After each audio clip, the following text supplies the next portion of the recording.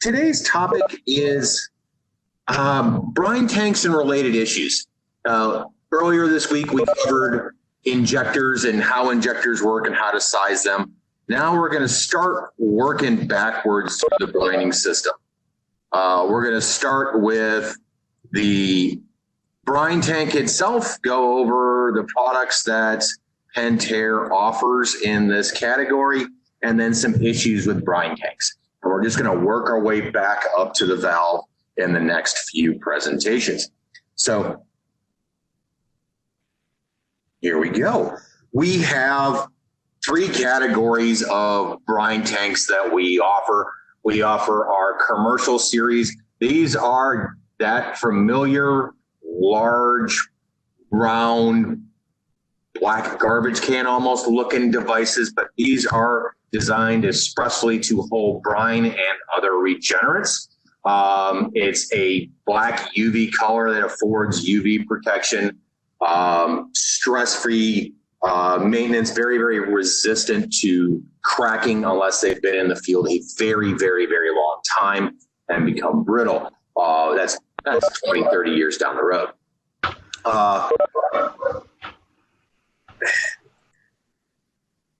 Here, attractive styling comes in black. Heavy duty design, rigid, high impact, non-toxic polyethylene plastics, exceptional resistance to stress cracking, provides years of trouble-free service. You're going to want to select the right tank for the application, and you can do so by basing it off of salt capacity, size to fit in the room, those sorts of things. So you're going to match your tank to the commercial system you have it sized for. And there are accessories associated with brine tanks as well. The safety valves, the grids for the bottom, all that sort of stuff is available for these products. Now, for residential tanks, we have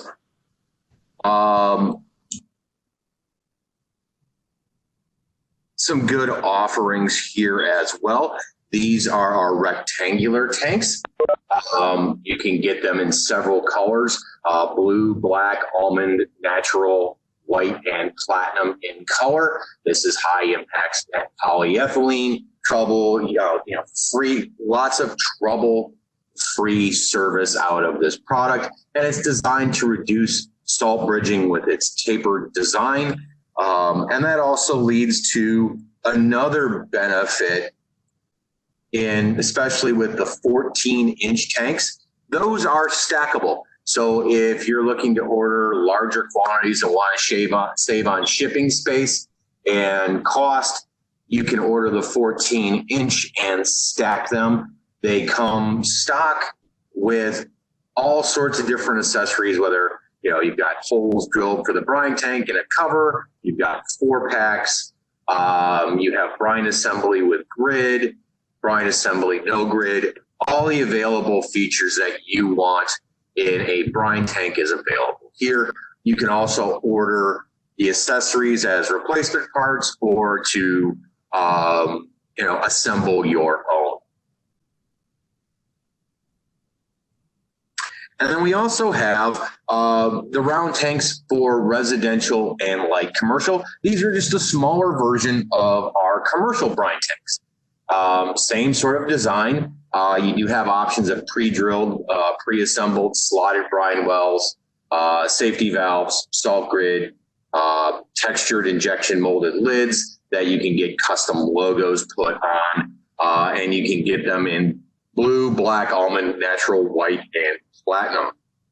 So you're going to match the style tank for your need and go from there. Lots of different sizes from 300 pounds down to 120 pounds in size. So you've got a lot of variance there in size tanks to match your needs, plus all the options that you could want with a brine tank with different tube assemblies, grid plates, inject, glossy black cover or the textured cover, depending on which you prefer, and the brine tubes and things like that. All the options you need for your brine tank needs. So, straightforward product. It's, all brine tanks are essentially a plastic tank with a float valve in it that you hook up to the tank. Now, what are some of the issues that are related just to brine tanks? And mostly those have to do with salt. Now, salt bridging occurs when you get too much humidity or low quality salt in a brine tank with lots of binders. So one of the symptoms is the unit's not using salt and the water's hard. So we pop the cover off the tank, we see salt, but we still have hard water. What's going on here is the humidity has caused that salt to get soft or partially dissolve and then harden again to form a chunk. When you go out to, if you're going out to a restaurant and seeing rice inside the salt shaker, that's what they're trying to prevent, is that sort of clumping over time. This happens in brine tanks too. But as you can see here, you can see you've got a pelletized salt with lots of binders here inside a cabinet style softener. And here you can tell from the brown color in the salt that this is rock salt and not water softening salt. This is going to form these sorts of structures very easily. Plus, this is horrible for regeneration. So how do you solve this issue? Well, we want to use high quality salt. If you are using a high quality salt, what you're going to do is you're going to take something like a wooden dowel or a wooden baseball bat, something along those lines where you can push straight down. Now, this is not something you want to get really gung-ho on, because we don't want to damage the tank, okay? But you want to break this up and get the unit to use the salt. If it's really bad, like in the case up top, I would break this up and replace it with high quality. We'll go through in the next slide a procedure for how to get rid of salt out of a brine tank and how to do it effectively. But excuse me this word. You want to use a higher quality salt on the market with less binders. And round tanks are slightly less susceptible to bridging than square tanks, just because of the surface tensions involved. And you want to keep that lid on the brine tank. If you can install these in an indoor location, or if you're going to install them outdoors, try to put that tank in the shade. I know that's not always possible. Or you may want to use a controller that allows you to fill the brine tank at the beginning of a regeneration, pause for a couple hours to get a brine solution, and then go into service. That way you're starting off with much less water in the brine tank and much less humidity impacting the situation. So salt quality in a stable environment helps with salt bridging. The other issue that will show up is salt mush. If you can see the picture, this just looks like soup at the bottom. A thick, almost like a chowder sort of soup. It's thick and heavy. You're going to have some recrystallization and flaking. This is very, very low quality salt with lots of binders in it. You're going to have hard water, clogged injectors, clogged air checks with this stuff, a whole brining system that's fouled, the screens all plugged up. The solution here is drain the tank and empty the salt mush from it. Excuse me. Through a strainer or a tight mesh bag One of the really quick, cheap, easy, effective ways to do this is with a dollar store cheap pillowcase. They're a couple bucks, but you can pour the salt through. It strains out all the chunks and lets all the liquid through. You're going to want to dispose of this solution properly.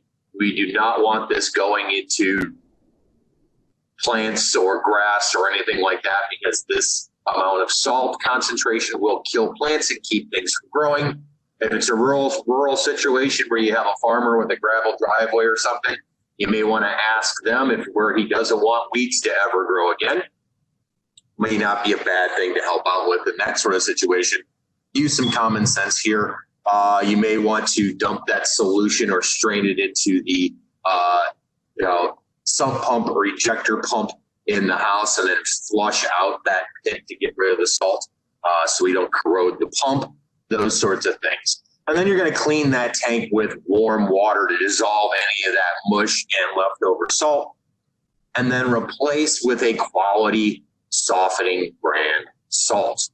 This is, can't stress this enough. We're doing chemistry here, and in chemistry, there is no more sacred rule than the better reagents, the better results you get. Garbage in, garbage out. Cheap salt is not a bargain here. This is not going to let us do the exchange chemistry we need. And it's going to create nothing but headaches for your customer. Sell good salt, or inform your customers to buy good salt. This is not something that you're going to warranty either when they do this. Another issue with brine tanks is sludge. Sludge may be found in a brine tank when there are organics in the water, basically oils, greases, that sort of stuff, lightly dissolved in the water, iron, certain bacteria in water to be treated, especially in coastal areas where you may have some airborne bacteria that are salt tolerant, highly charged brine solution. Because when we're making that saturated solution in the brine, that is a very, very polar environment. And what that does is that pushes all the oils and organics out of solution to the sides of the tank. And you may not see this in the raw water quality if you just poured it off out of the well tank. You may not even see those organics in the water. But when you put them into the salt brine solution, they get pushed out. And you get this scum line built up on the tank and down here. You may also get iron may precipitate out of the tank when exposed to oxygen and accumulate in the brine tank. I have this issue in my brine tank at home. I have to clean mine out every 6 months or I end up with clogged injectors and screens. Some bacteria may grow in the tank and may require you to sanitize it. Well, if you're growing bacteria in your brine tank, you're probably growing bacteria in your softener as well. So it would not be a bad idea to sanitize the brine tank and your softener if you have bacterial funk growing in your brine tank. Systems of this is you're going to see this stuff in the brine tank when filling with salt. You're going to have clogged air injectors, hard water, strange smells from the brine tank, brown color to the brine solution once it starts to dissolve. The solution to this is empty the brine tank and clean with a mild detergent, or use a high pressure hose or pressure washer to blow the organics off the side and clean it up. This is a service opportunity for dealers out there. If this becomes a persistent or nagging issue for a specific customer or well, you may want to switch out that valve or reprogram it depending on the valve you have to a unit that uses soft water brine refill. So you're going to be using treated water for your brine. So all of this stuff will have been gone through the resin bed first, and you will help limit this issue. And you may also want to consider selling a carbon filter system in front of your softener if you're seeing this much brown sludge and organics in the water. It's an opportunity to upsell, saying, hey, this stuff's in your water. Your softener isn't really designed to remove this stuff. You want to keep drinking this stuff or using this water with this stuff in it. Good opportunity to upsell as well. You may have to install good iron pretreatment in front of one. I'm at that point. I need to put in iron pretreatment in front of my water softener at home because I'm getting this issue with resin in the brine tank. I mean, not resin in the brine tank, but iron in the brine tank. So preventative maintenance cleaning may be required based on your market. Good thing to add up right up front with your selling proposition. You know, here's a service plan. We'll come back once a year, clean your brine tank. Here's your price, because your market requires that. People like being informed of that, whether or not they go and purchase that service from you. At least you've told them up front what to expect. That way you're building trust and being a valued partner, and you build your reputation for caring in the market. It's a good place to sell from. Now, when we have those salt grids at the bottom, these get clogged too. You know, the water, these basically create a space above the brine check valve for nothing but a brine solution. And they help filter out debris and things like that. Well, these become clogged as well. Water needs to flow freely through these screens to properly regenerate and get a brine. So you want to make sure you clean these out as well if you're cleaning brine tanks, because a clean tank and a clogged screen is problematic as well. Mild detergents or rust cleaning products, even simple white vinegar, will help dissolve off traces of these mineral deposits that will clog these up. You may wish to switch over to an iron out salt in this situation in order to help keep the brine tank grid clean and the resin clean from iron falling. Maintenance is required with brine tanks. So how do we prevent issues with brine tanks? You want to make sure the tank is appropriate for the installation that you are executing. You want to make sure possibly you sell a white tank outside where it's bright and sunny, that type of thing, so we're not heating up that solution and causing humidity, those sorts of things. Real kind of common sense, nuts and bolts sort of stuff. Use iron reduction salt if you're dealing with iron particulate and getting a lot of iron sediment in your brine tanks. This helps prevent fouling of the resin as well.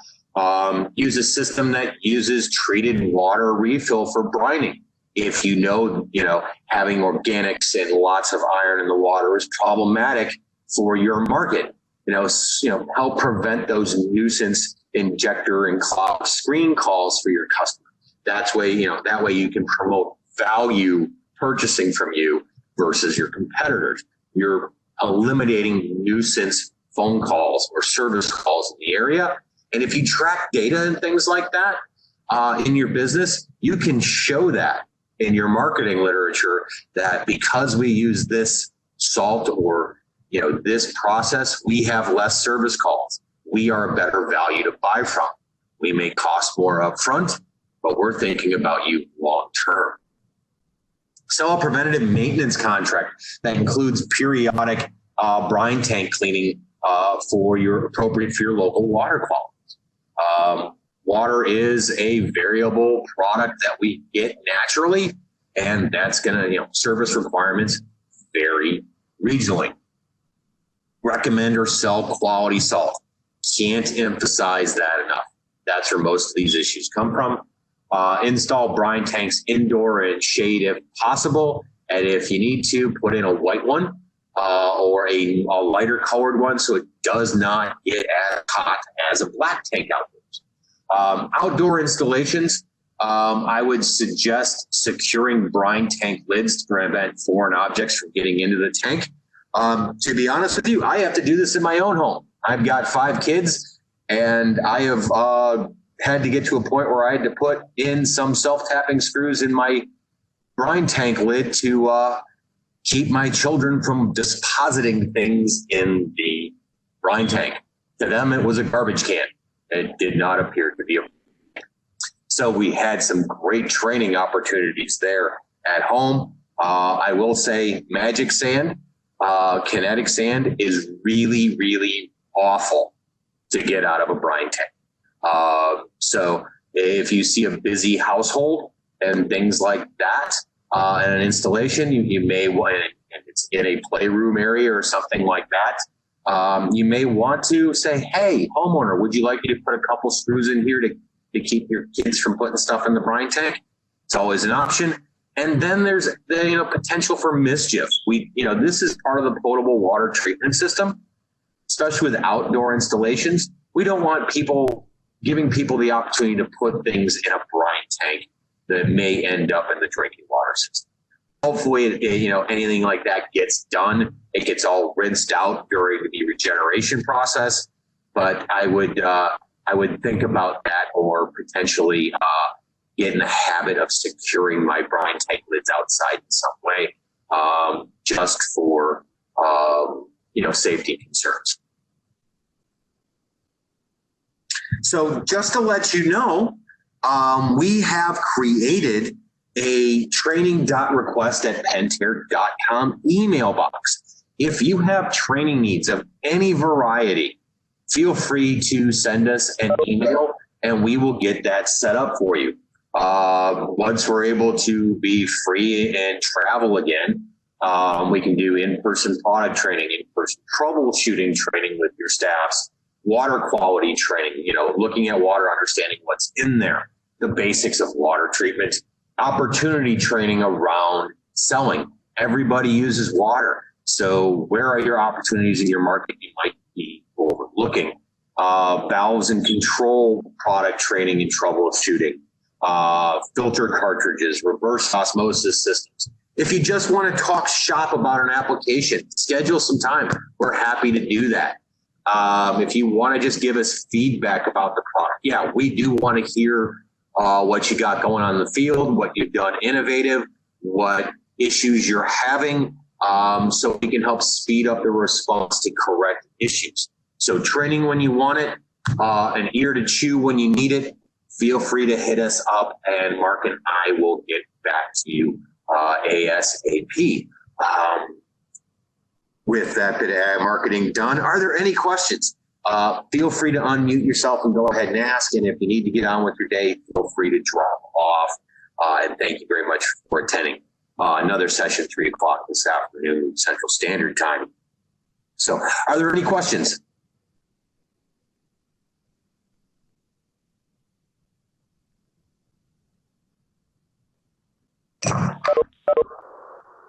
Yeah, this is definitely one of the more straightforward topics. What's an appropriate method to fill the brine tank? Is this at startup, or is this in a routine process of your salt additions between regeneration? Routine. Typically what I do is I will take a razor blade or a knife if it's easier to do. And what I like to do is I like to lay the bag sideways on the edge of the brine tank and support it with the brine tank spreading that weight over a larger section of the brine tank as possible, and then slicing the bag sideways and then aiming for the center of the tank. And that way it lands right in the center and it empties out quickly, and I get all the salt out of the tank. So that's probably the easiest way, quickest way to do it. Many bags today come with pre-tear portions of it. And now pretty much all bags, unless you're special ordering it, most retail bags are between 40 and 50 pounds for OSHA standards, for safety standards for lifting. So you're not going to find the heavier 80-pound bags out there unless you're special ordering that size. and I would handle that the same way. But at startup, what I like to do is have my helper put a few gallons of water, depending what we're going to brine at. We're going to do 9 pounds. I'm going to have them put 4 gallons of water, of hot water or warm water in the brine tank, and then add the salt to get it to speed up and dissolve while we're finishing the installation. So it's ready to go to regen. We push the button, run it through a regen, and make sure everything's good and ready to go with the first service. Just remember, this is a service opportunity, and keeping that brine tank clean keeps the injector system clean and the brining system clean. And that is critical to the life and performance of every and any water softener on the market. So clean brine tank equals happy water softener. Is it useful to fill more salt than requested per regulation? You really want to keep the brine tank between 1/4 and 3/4 of the way full max. You do not want to fill it all the way to the top. That promotes bridging. And you want to maintain, if I'm dealing with a really humid environment, I'm talking half a brine tank or less, just so we use the salt. So that's really more of an issue there. You don't want to have to run out to your water softener, add 9 pounds of salt for the regen every time it goes to regen. That's just sort of a nuisance. That's the reason we have the brine tank. But if you have issues with bridging and things like that, better quality salt, and maybe lower the amount of salt. Don't fill that tank up to 3/4. Fill it up halfway and let it go through it, and fill it a little more frequently than you would like. Have a wonderful day, and we'll talk to you again next week.